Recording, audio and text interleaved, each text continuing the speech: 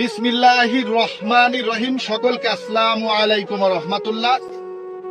মানুষ মানুষের জন্য, মানবতা মানব জীবনের একটা অমূল্য সম্পদ। এই সেই আরিফ শেখ, যে গত কুরবানির ঈদের 7 দিন পরে পদ্মা সেতুর উপরে মারাত্মক একটা দুর্ঘটনার শিকার হয়। তার দেখেন একটা পা কেটে ফেলতে হয়, আর একটা পা অবস্থাও খুব খারাপ। আমি অনেকগুলো ভিডিও করছি, আপনারা দেখছেন, ওটা থাক, সমস্যা নাই।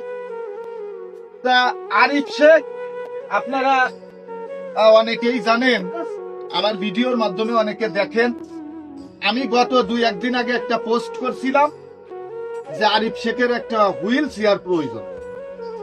একটু কাছে নিয়ে আসুন।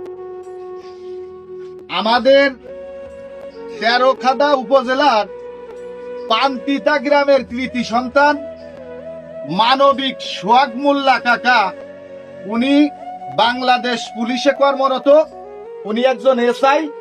আমার ওই পোস্টটা দেখে পান্তিতা গ্রামের কৃতি সন্তান মানবিক সোহাগ মোল্লা কাকা ৬,৩০০ টাকা দিয়ে এই হুইল চেয়ারটা আমাদের এই আরিফকে দিছে, তার চলাচলে একটু সহযোগিতার জন্য।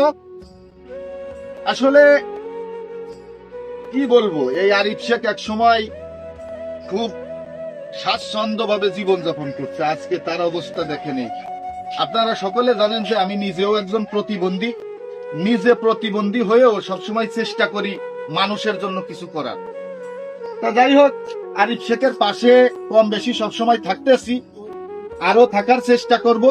সকল মানবিক ভাই বোনদেরকে বলবো, আপনারা আমি যে পোস্টগুলা করি সেগুলা সবসময় সেইগুলা দেখে আপনারা সহযোগিতা করেন, আরো সহযোগিতা করবেন। আমি সবসময় যতদিন বেঁচে থাকবো মানুষের জন্য কিছু করে যাওয়ার চেষ্টা করবো ইনশাল্লাহ। সকলের দীর্ঘায়ু ও সুস্বাস্থ্য কামনা করে আজকের ভিডিওটি এখানে শেষ করছি। সকলকে আসসালামু আলাইকুম ওয়া রাহমাতুল্লাহি ওয়া বারাকাতুহু।